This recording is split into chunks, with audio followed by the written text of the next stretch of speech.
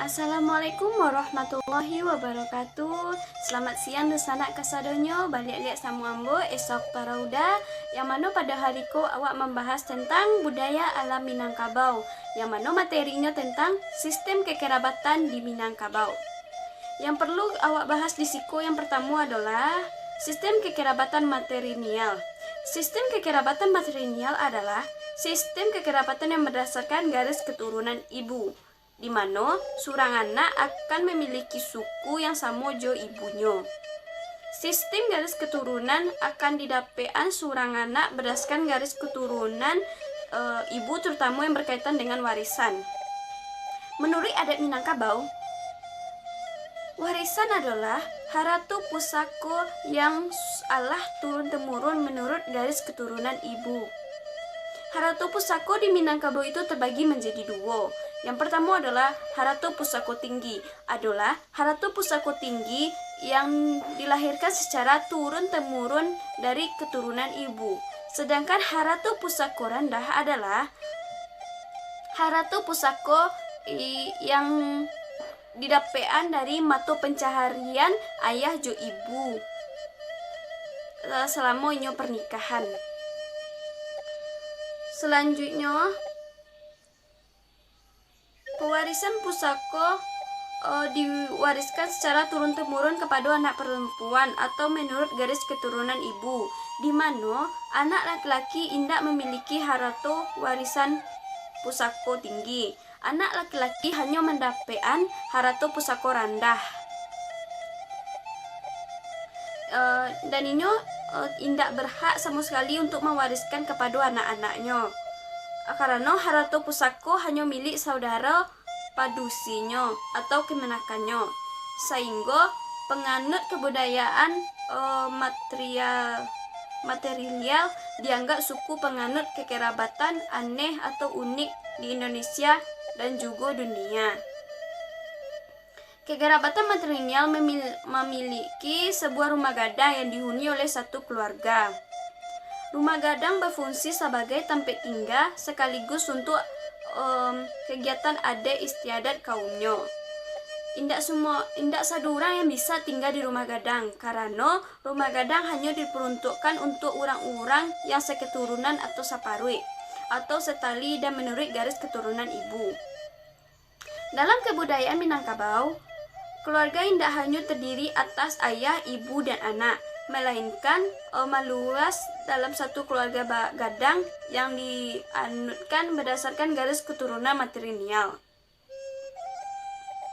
Menurut adat Minangkabau, seorang ibu tuh mempunyai peranan yang penting dalam pengasuhan. Ibu tuh berperan sebagai di dalam bidang pendidikan, keamanan, kesejahteraan keluarga. Namun, di dalam masyarakat Minangkabau juga diserahkan pengasuhan anak terhadap mamaknya. Oleh sebab itu, dalam struktur keluarga Minangkabau, organisasi meliputi mamak dan kemenakan, sedangkan menurut jalur biologisnya adalah ibu dan anak. Berdasarkan adat Minangkabau, rumah gadang sepenuhnya adalah hak dari padusi dan kaum laki-laki hanya sebagai penumpang. Anak perempuan yang alah menikah tinggal di bilik-bilik rumah gadang basarato suami dan anaknya. Sedangkan anak perempuan yang alun menikah atau masih gadis tinggal dengan saudara perempuannya di ruang tengah.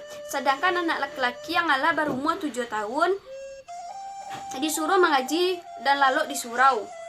Intinya anak laki-laki usia sekolah alah harus berpisah jurusan anak padusinya.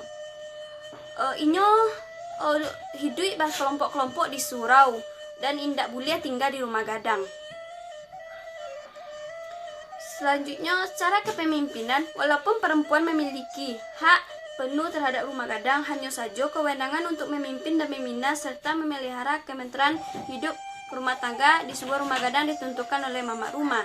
Mamak rumah yaitu seorang laki-laki dalam garis keturunan ibu saparui yang terpilih untuk memimpin sadonyo keturunan saparuinya.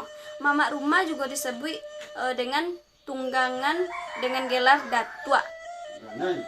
Gelar pusakonya diterima secara turun-temurun dalam paruhnya. Sistem kekerabatan matrilineal memiliki ciri-ciri sebagai berikut. Yang pertama, garis keturunan dihitung berdasarkan garis ibu.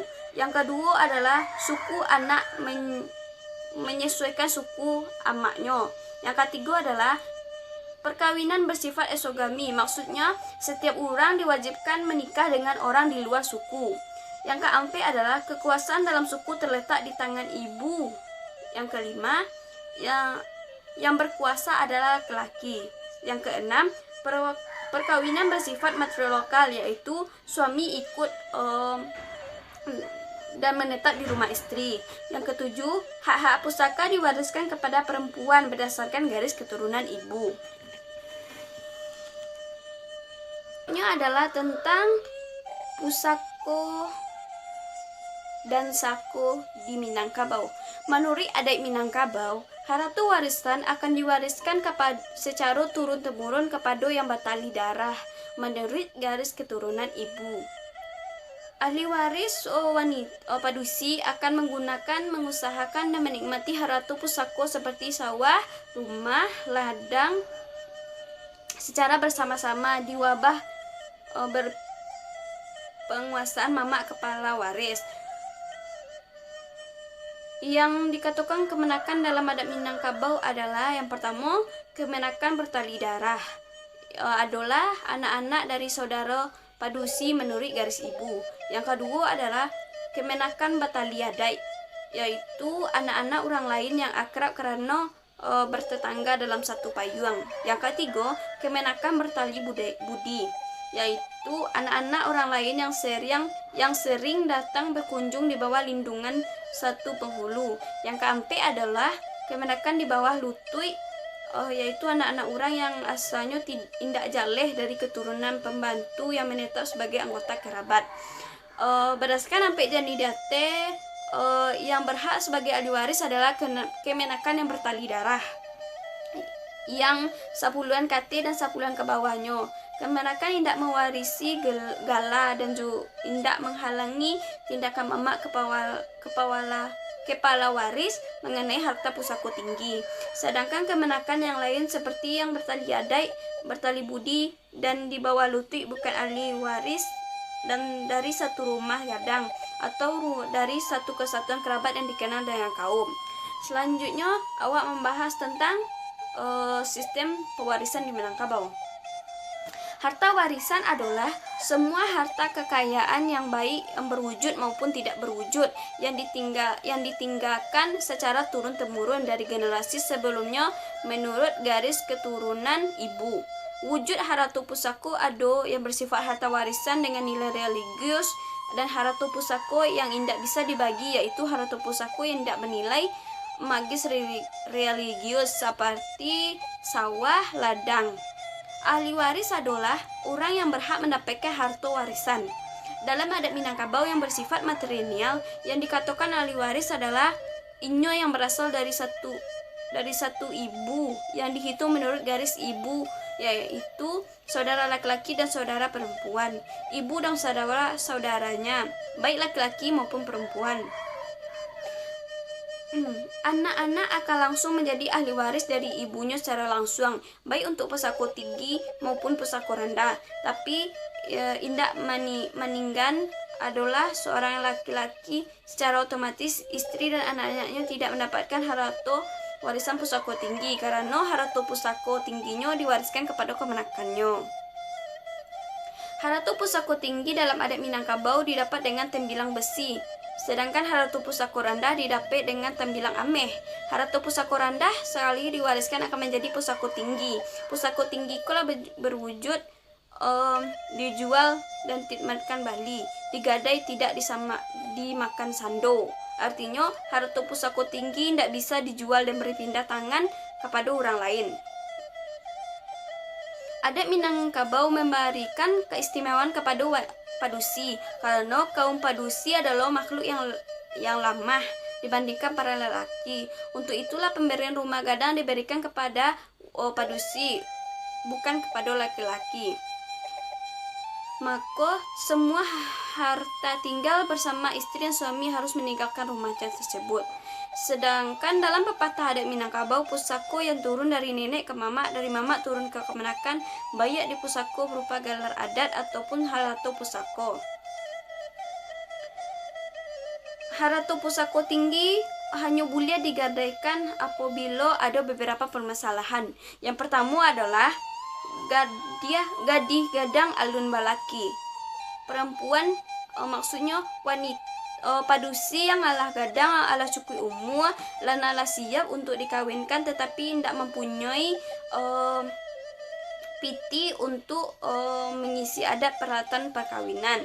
Yang kedua adalah rumah gadang ketitirisan. Maksudnya adalah rumah gadang tuh alah bocor, jadi tidak ada dana untuk memeloknya, jadi bisa digadaikan. Yang ketiga adalah mai tabujua di tengah rumah. Maksudnya adalah tanah atau pusako boleh digadaikan untuk menutupi biaya kematian, penguburan, kenduri dan sebagainya. Apalagi yang meninggal itu adalah seorang penghulu. Yang KB adalah membangkit batang tarandam. Maksudnya indak kayu janjang di kapiang, indak ameh bungka di asa. Artinya kalau tidak ada perselisihan dalam rumbuang, tidak ada tanaman tua yang dapat dipajadi piti, waktu itu ada buliah buik harato seorang digadaikan untuk dijual, misalnya sawah dan ladang. Selanjutnya, seiring dengan semakin banyaknya kemenakan dalam kaum, maka akan ditemukan sewaris nama nyimpang, waris nama balah. Jika ada masalah itu ada, maka harato pusako nan tagadai waris nan pewaris nan puah harato nan bapa salangkan. Artinya adalah harato pusako yang tagadai waris pewaris yang puang dan harato yang dipinjamkan. Jika hal itu terjadi, maka sesila tambo ranji atau keterangan secara tulis yang dibuat oleh kaum sewaris atau sewaris dengan kaum itu, maka harato tersebut masuk dalam kategori waris dan dijawe pusako ditolong.